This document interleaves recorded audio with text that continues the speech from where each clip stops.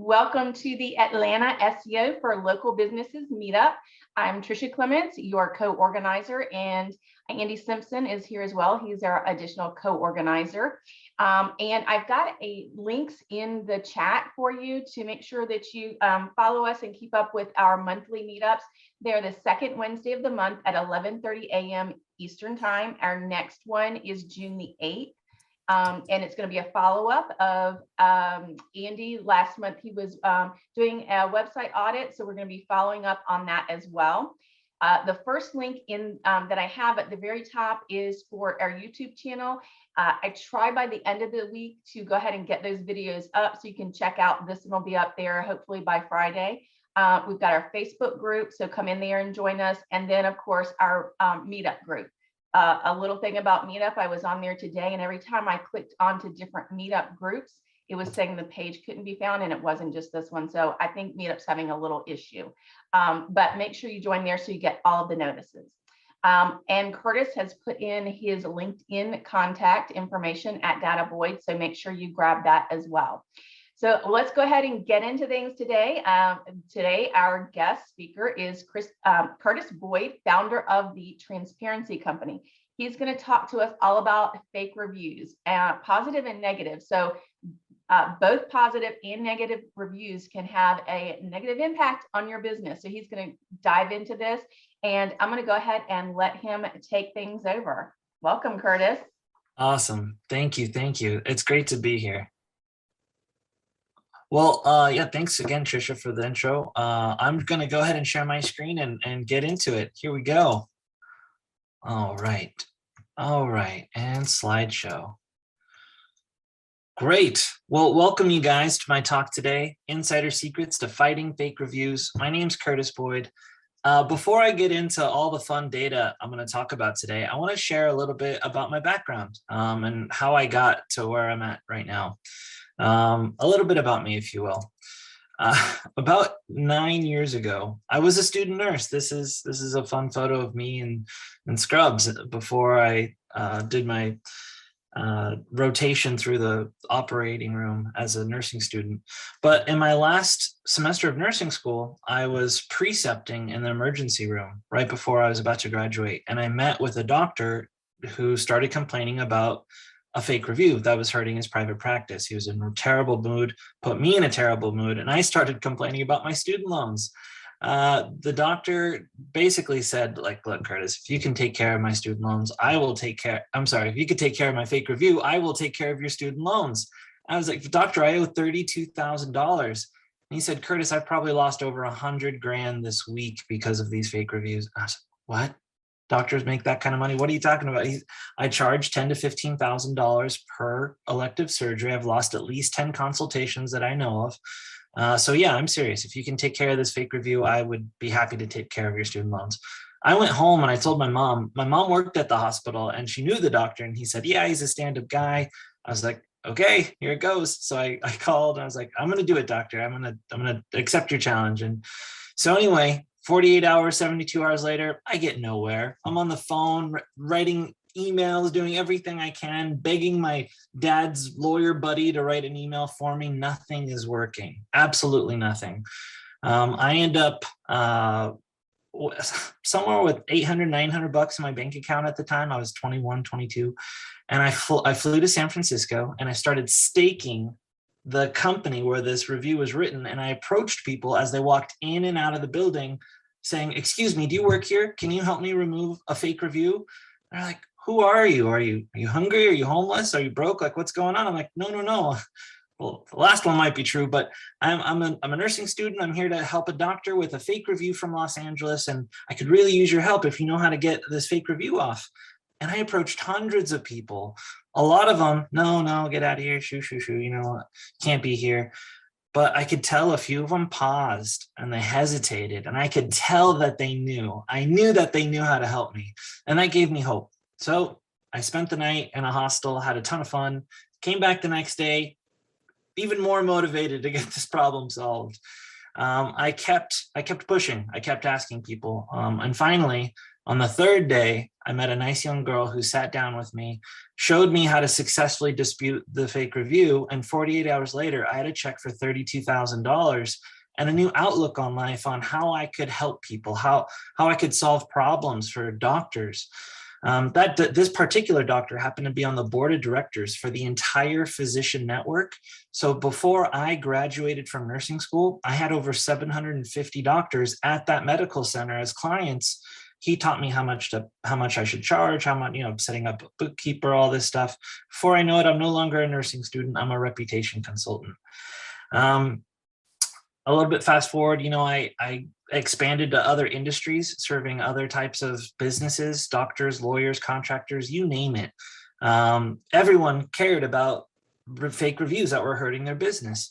I ended up going back to school to learn how to code, to be able to program computers to identify removable reviews, fake reviews that qualified for removal so that they could be disputed. And it worked out pretty well. A lot of the times our AI would get it right and they would start taking it down. But the business owners would have the same conversations with me over and over. They'd say, Curtis, I got this negative review. Can you remove it? And I'm like, is it real? Yeah, it's real, but it's hurting my business. Just take it off. I'm like, no, I don't do that. I don't silence consumers. I don't remove fake reviews. Oh, maybe you could just, post like 100 for me then, just bury it. No, I don't post fake reviews either. And I started questioning the legitimacy of my own customers, the people that were hiring me to remove the fake negatives.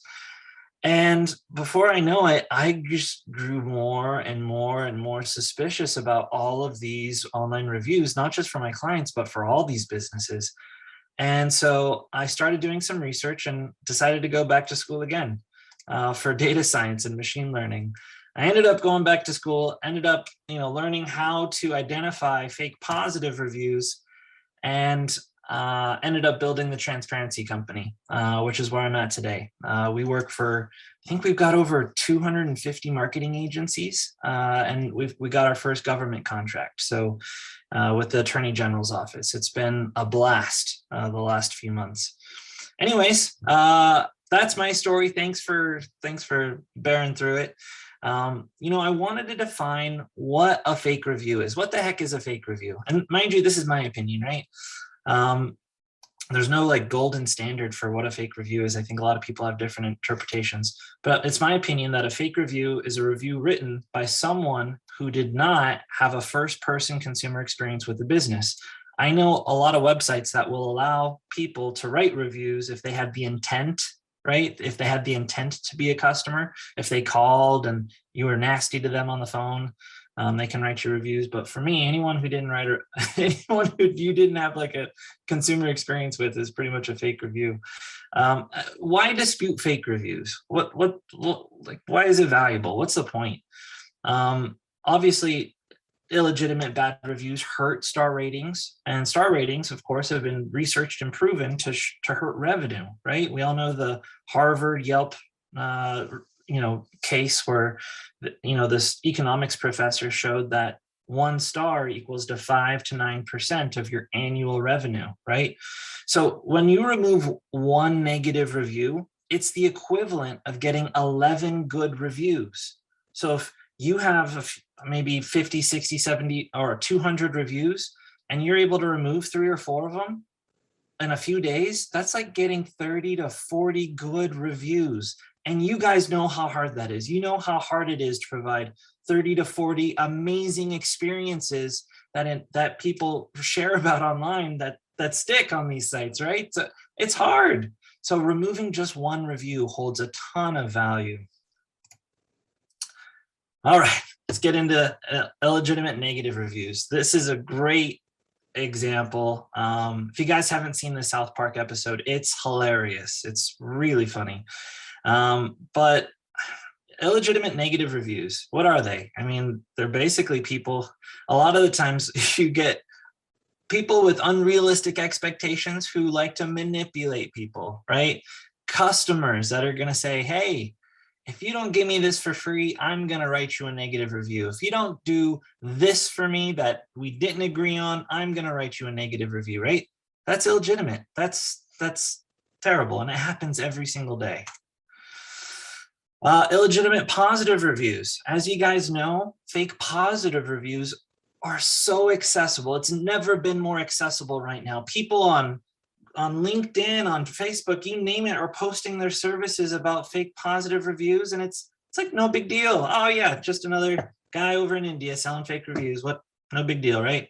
It's really bad. And not only that, but they're soliciting lots of businesses every day, tempting them. Hey, how would you like some fake reviews? Your local competitors are doing it, and I can do it very discreetly. No, you know what?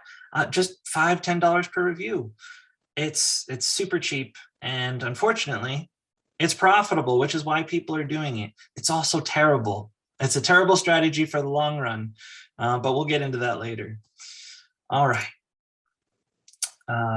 Five main types of fake reviews here. Vendors that sell both positive and negative online reviews, astroturfers, people who sell it as a service. Business owners, yeah, creating accounts for themselves. They do it all the time, right? Just trying to do it themselves. DIY astroturfing. Current employees, this is okay on Glassdoor, same with ex-employees, but it's not okay on Google and on Yelp. They don't belong on Google and Yelp. We all know businesses who have asked their employees to be like, hey, can you write a good review for us on Google today? We need it. That's bad. Don't do it. Don't do it. Untruthful customers, right? Kind of like the Cartman. When they exaggerate an experience in order to manipulate or get their way, that's a fake review. That's not legitimate, and it happens all the time. Those are some of the hardest ones to remove, and we'll get into that. Third parties and review clusters. Friends and family, right? It's very common in healthcare, especially like nursing homes where we have our loved ones there, and the mom or the daughter comes to visit the mom and maybe sees a mess and is really unhappy with her, like the room her mom's in.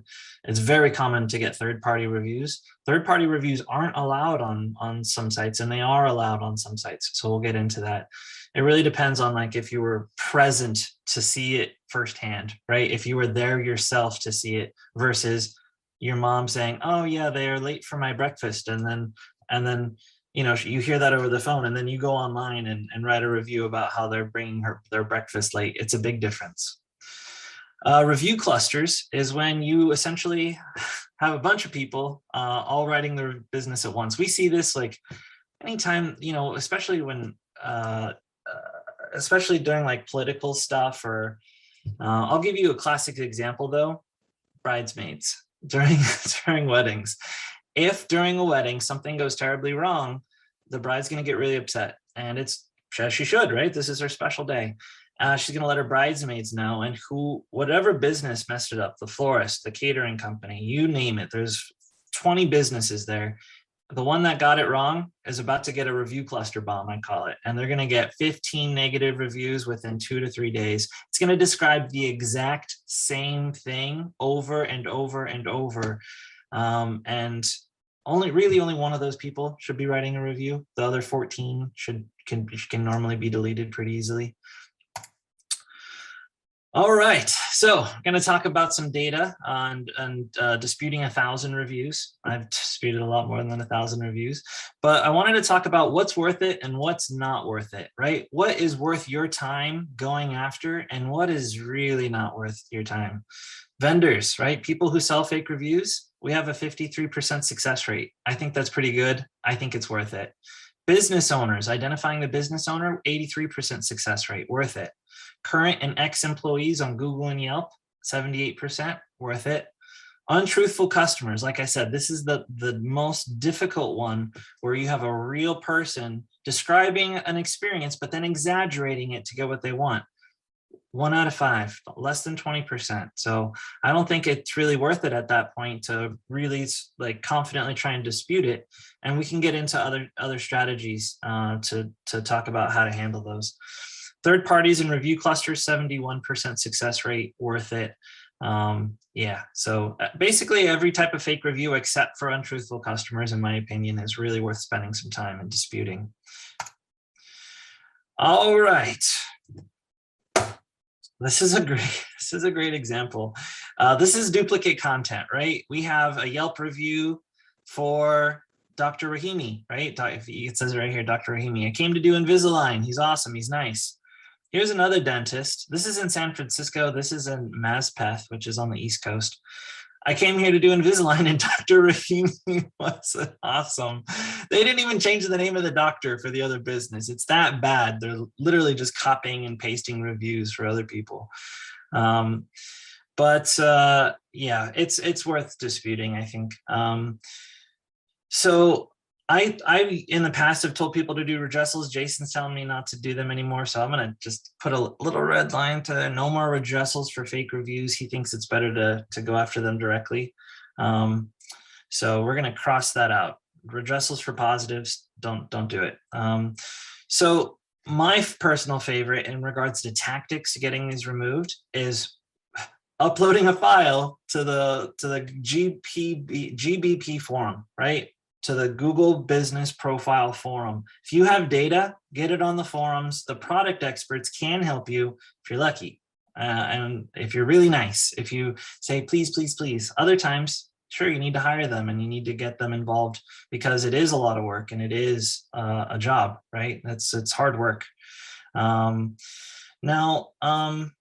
Also, there's a few other things you can flag, right? You can flag the profiles on the mobile app, which is really awesome. On your mobile app, it's I think just a few months old. You go on to Google Maps, and I'll do it right here with you real quick. If you just find a business, right? And on the business, you can go to someone's profile. So I'm going reviews, and I'm clicking on someone's profile here. Now I'm on someone's profile. And in the top upper right-hand corner on someone's profile, you hit the 3 dots, you hit report. This report is different than the report in your business dashboard when you report reviews. When you do it as a user on Google Maps and you report another user, it goes to a completely different administration, and we're actually seeing some fairly good results with that. So I think it's worth spending some time each one going through on your phone and doing it through your Google Maps mobile device because it goes to a totally separate administration. All right. Yeah, so the forums and then the mobile app is what we're doing currently. And of course we have Jason Brown. If you guys don't know him, he's a platinum level product expert. He's the best, one of the best spam fighters on the planet, I think. All right, so what we saw was when fake positive reviews were attached to fake listings, we got better results. So basically, like what we saw is, fake listings, they all have like 100% fake reviews. So of course, those were going to be taken down really easily. When the fake positive reviews were attached to real businesses, we got worse results, right? So if it's a fake spam listing, we got better results. If it's a real business with fake reviews, the results came down a bit. We found that Google's a bit more resilient to remove fake positives on actual businesses, which is, we're making progress though, we're getting there, right? The fake negative reviews that were tightly clustered together, we like the clusters, we got better results there. And we got 4x, we got a lot better results when we had data to show them, right? Versus just saying, hey, can you trust us? Just trust us that these reviews are fake. You can take me on my word. I'm a digital marketer, right? Or a business owner. They know we're a little bit biased because we're representing someone, and it helps to have data because data is not biased most of the time. All right, competitors. Let me show you what I mean by competitors. Competitors doesn't necessarily have to, you think of the word like, oh, like the lawyer next door. It could be any lawyer. For example, this is the worst attorney I have ever encountered in my life. I'm a lawyer and have worked with many attorneys. On Google and Yelp, lawyers aren't allowed to review lawyers. That's a fun little fact most people don't know about.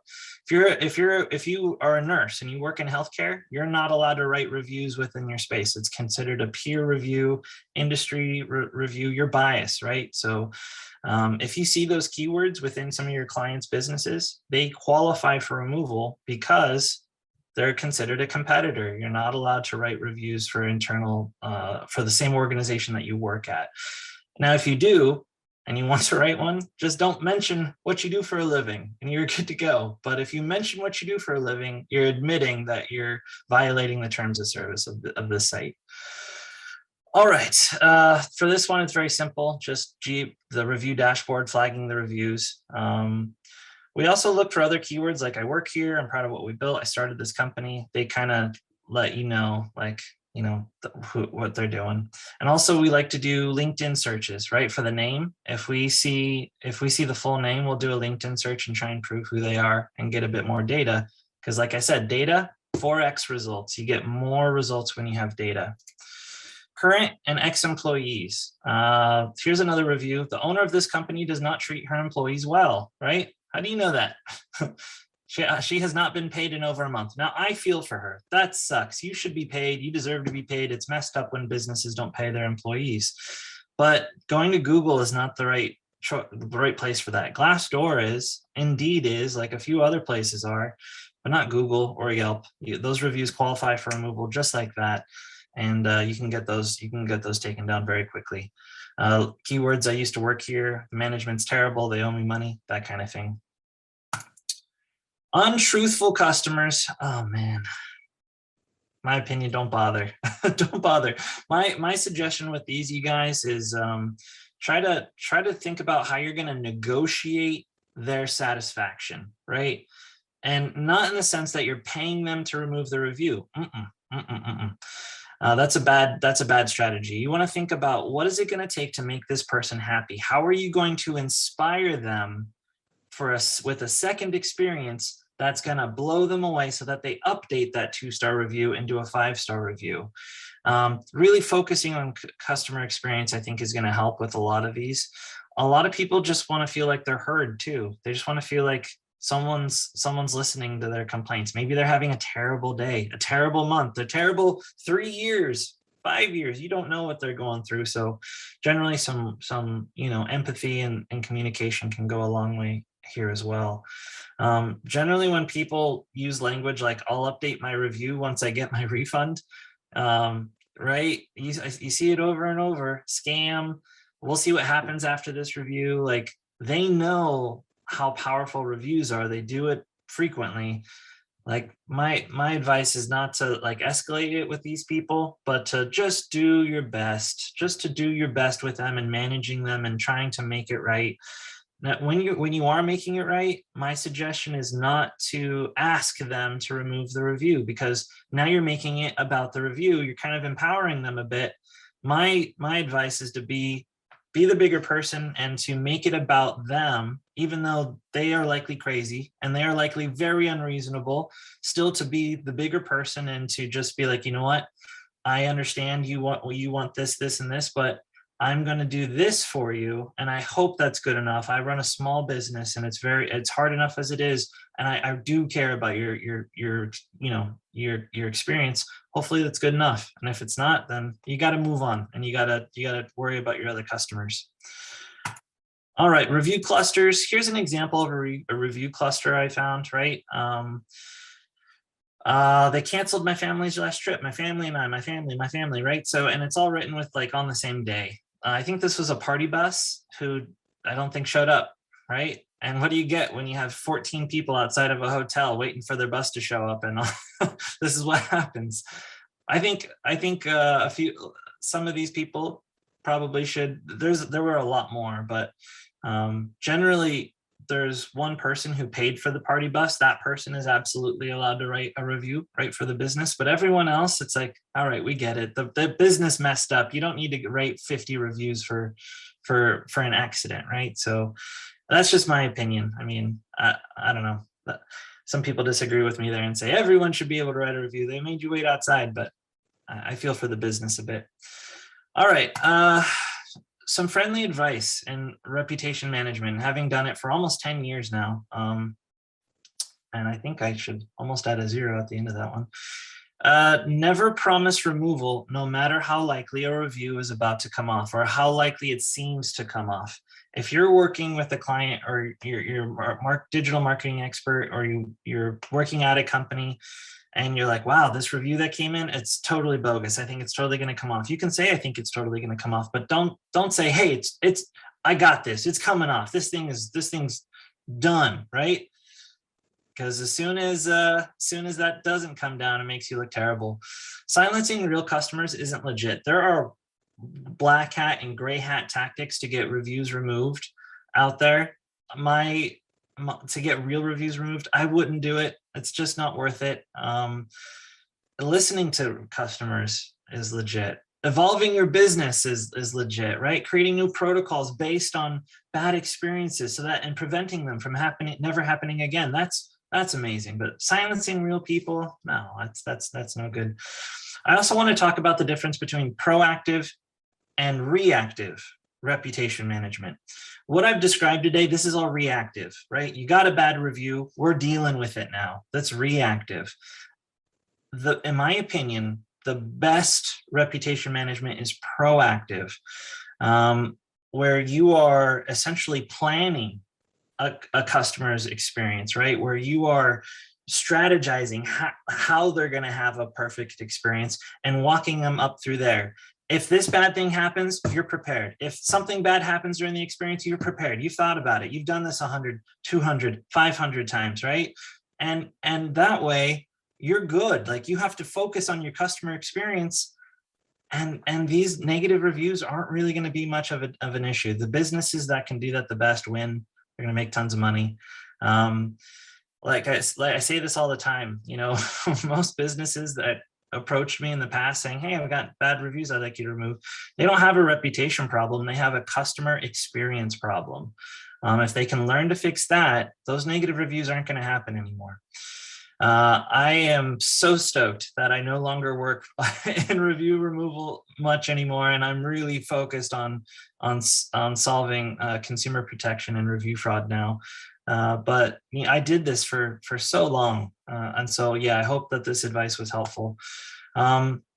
Something I want to share with you guys that I've learned over a lot of this is, what percentage of people will write another review? If you actually get the review removed, right, and it qualifies for removal, how likely are they to come back at you, right? So motivated people are totally going to rewrite reviews, and people are smart. Like I think a lot of people learn why the review got removed and will rewrite the review in a way that won't qualify for removal. They're going to learn from their mistakes, and then they're going to learn how to do longer term damage. 80% of people will write another review when their first review was removed. 80. I was like, that sounds high. 8%. So almost 10%. From our data, and 60% of the time it'll be the exact same review, copy paste, right? And then they'll just not understand why the review is being removed. And then 40% of the time it's going to be worse than the first one, and they're going to learn about the terms of service. So anyway, think about it like this way: 1 in 10 they're going to come back after you, and almost 50-50 it might be the same review, it might be worse. So that's how I think about it. Plugging myself here a little bit. If you guys want evidence of fake reviews, the Transparency Company, get a transparency report for any business around the world. Like I said, we work for some pretty cool companies now. The Attorney General's office, I'm super proud of that one. Pretty soon you'll see our reports in court cases, which I'm super excited about, setting legal precedent and what is considered a fake review in America. Super excited about that. And also, you know, it can help you like identify what makes a fake review fake. Like I said, you know, there are 5 types, but data can show you why that's one of those 5 types. So if you guys are interested in getting some reports, let me know. Feel free to hit me up on LinkedIn. I know I've got about 3 customers here in the audience, so I'm excited to see you guys here. Hopefully you guys have good things to say about us. But yeah, that is my presentation. I'm all done. I'd love to answer some questions. I'm going to stop sharing my screen here. Thank you so much, Curtis. Definitely appreciate everything. Your story was amazing. I love that story. I heard it before, and I always love hearing about it. It's great. Great way of changing careers by finding something to pay for your student loans. So that was fantastic. We had a couple questions I want to go through in the chat. One, let's see. I think it was Dion. When you were talking about reporting users in your in the Google map on your cell phone, does that come in as private, or does everyone know you've done that reporting? Totally private. Nobody other than Google is going to know that you have reported another user, and that user doesn't even get notifications. Google doesn't send you notifications if something gets removed. Yelp does, TripAdvisor does, Google doesn't. One morning you can wake up, right, and your business has been suspended. And you're like, well, I didn't even get a notification, right? So yeah, Google doesn't notify businesses very well about much of this stuff.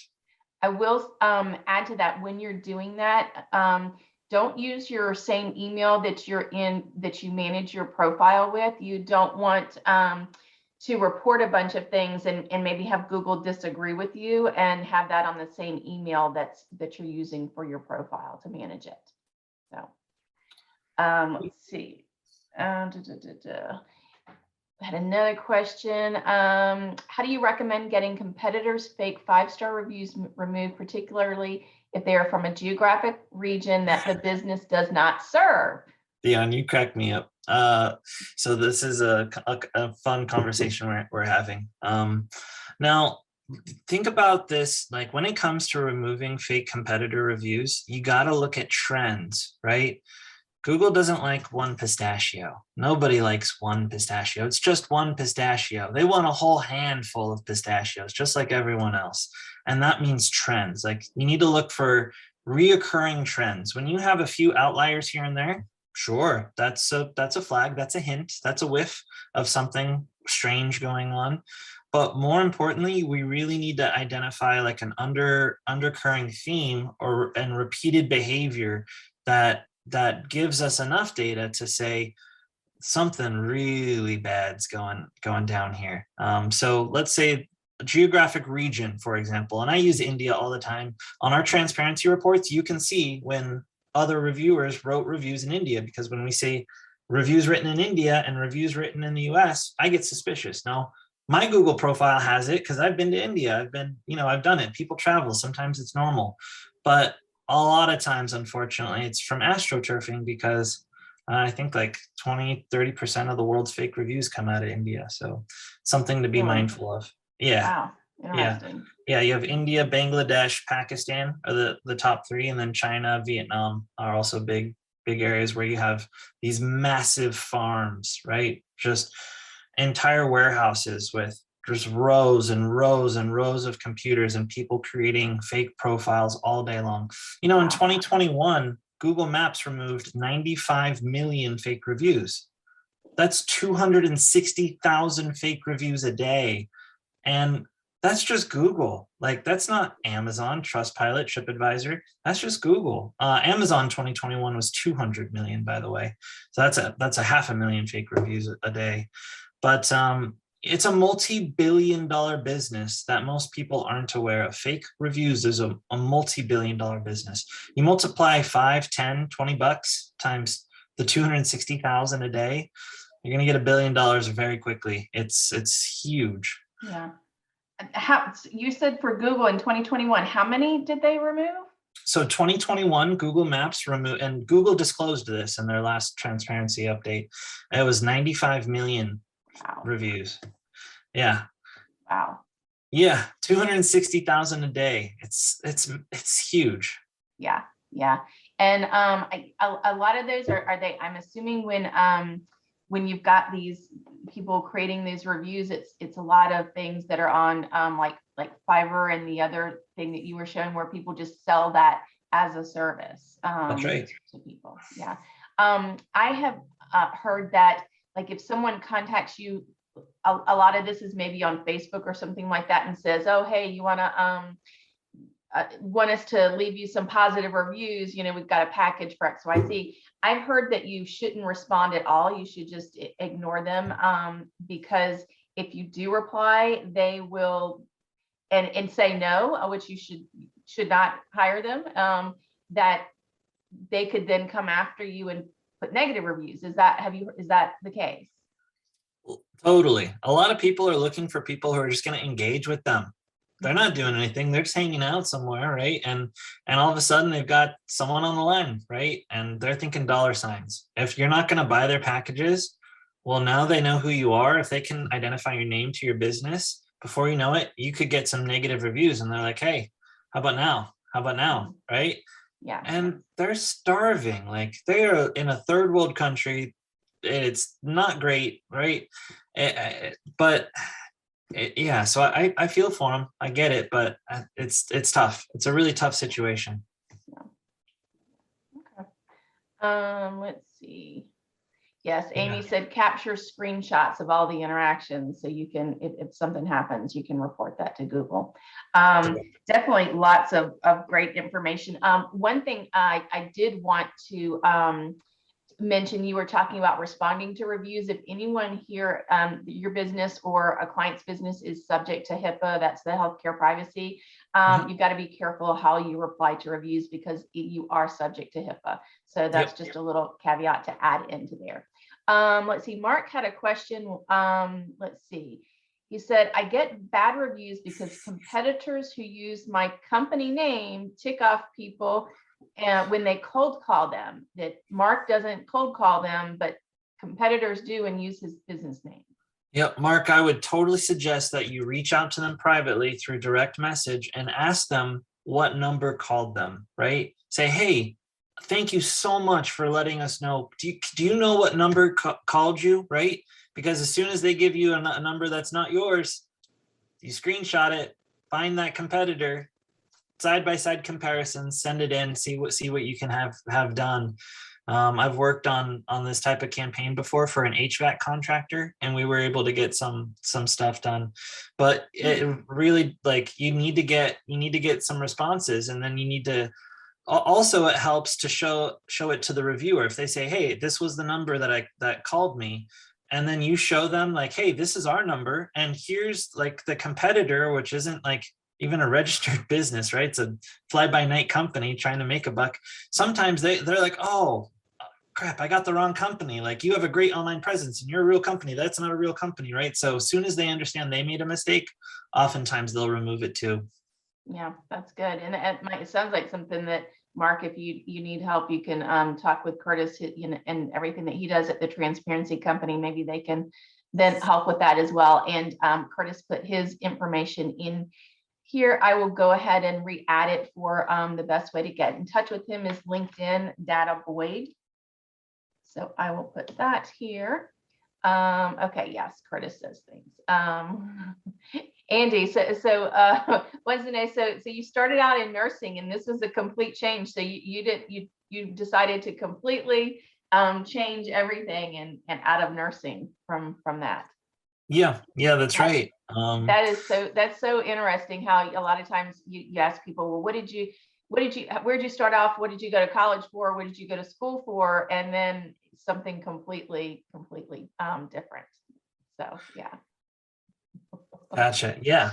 I didn't even take the NCLEX, which gives a nurse their license. I just graduated with my bachelor's in nursing, and by the time I finished nursing school, I had hundreds of doctors I was helping. So I didn't even study for the NCLEX. I didn't get my license, and I've been working basically as a data scientist ever since. I'm really passionate now about NLP and big data, and trying to make sense of all the moving parts of online reviews today. Yeah.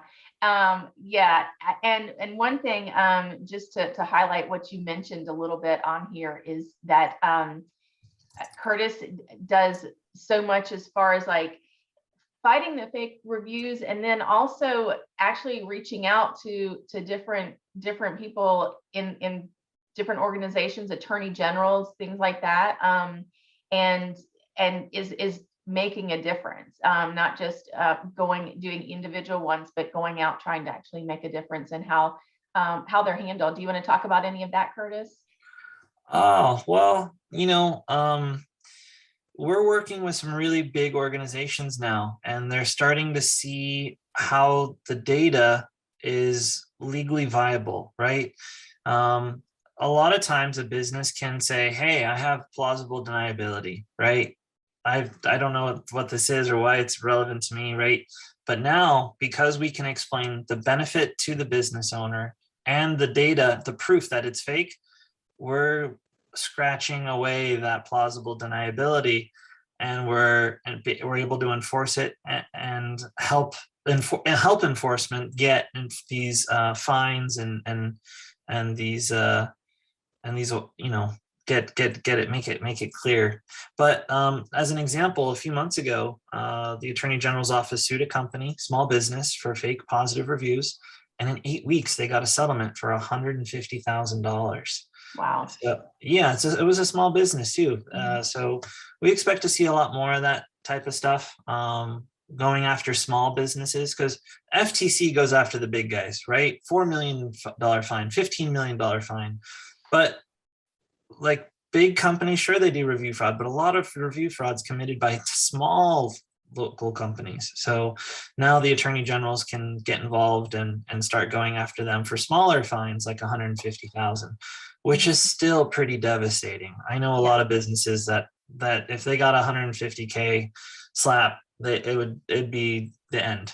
Yeah, definitely. So, not only ethically do you not want to pay for positive or negative fake reviews, but also you could be in trouble with attorneys general or any other type of organizations like that. So don't do it. And then also if you see it happening with your business or someone else's, definitely work to get those rectified. So, and the transparency company, I love, Curtis has these reports that you can run to see if he showed a little bit of information on that, and those are fantastic. So definitely reach out to Curtis if you've got questions on that. Let's see, is there a way to go after bad Yelp reviews? Yeah, Yelp can be Thanks, Beth. Yeah, so I mean, Dion, is there a specific review you want to discuss? You're welcome to schedule a quick call with me, but the short answer is yes. Yelp is really communicative in responding to this. In my opinion, their moderation is so much better than Google's. Really? Yelp is very consumer oriented, right? So they generally are going to align less with businesses. So I think that's a major difference. But like when you say bad Yelp reviews, if they're fake, yeah, absolutely, a lot can be done. I think it was 5 weeks ago, the transparency company put out a press release about our relationship with Yelp, where Yelp actually gives freebies to our customers if they can prove that their Google reviews are real. So the Yelp will actually give you free, it's like images, I forget what it's called, like the portfolio, the connect, all the little things. If you have a positive transparency report and you give it to me and you have a Yelp account, we can hook you up with a bunch of freebies. So not only that, but they're super communicative about illegitimate negative reviews. You just got to communicate it with them. That's interesting. I know a lot of small businesses aren't fans of Yelp because of, I think, some of the different things that they do as far as wanting advertising money and things like that. So it's good to hear that they are really working to try to get some of those fake reviews. Yeah, I think maybe they had a rocky start, but I think now they're really, really trying to advocate for small businesses more, and their practices are super above board now. Like everything that I see with them is fine. I don't see any of the stuff I heard a few years ago where it was, oh, this happened. I don't hear that anymore. So I think, yeah. Okay, great. Does anyone else have any more questions for Curtis? Definitely come on and let us know. Definitely want to here and make sure we get all your questions answered, because he's been there in the trenches fighting for businesses to get rid of these fake reviews. I'm going to go ahead. Also, I've posted in the meetup his 𝗕cie𝘁𝗵𝗁𝗁.com, and also went ahead and reposted our link to YouTube, Facebook, and the meetup. And on YouTube, we do post this to anyone who came a little bit later, missed a little bit. Make sure you check it out on YouTube. I'm going to try to have it up by Friday, but you definitely want to come back and watch the very beginning where Curtis talks about his story. You don't want to miss that. If anyone came in a little bit later, his story is amazing. Okay, any more questions? And Curtis, anything else you want to add and talk about today? No, that's about it. I appreciate you guys having me today and letting me share my story and a little bit of our data. If this is interesting, would love to chat anyone. If anyone needs help with negative review, Dion, feel free to reach out. We can chat about it. This is what I do. So happy to have a conversation at the least about what's going on and provide my recommendations. Yeah, I've met Curtis online through different groups and seeing him speak and everything about reviews. So he's definitely there to help businesses. So definitely reach out to him with questions. And thank you so much, everyone, for joining us. If I don't see any more questions, so definitely reach out to Curtis with questions, and make sure that you join us on Meetup, YouTube, and our Facebook group. Our next meetup is going to be June the 8th, same time, same place. And Andy's going to be speaking about he's going to be doing an additional follow-up on a website audit. So make sure you join us then. Thank you so much, Curtis, for joining us. And we appreciate you coming on and talking with us today. Thanks so much. And we will see you all next month, everyone. Bye-bye.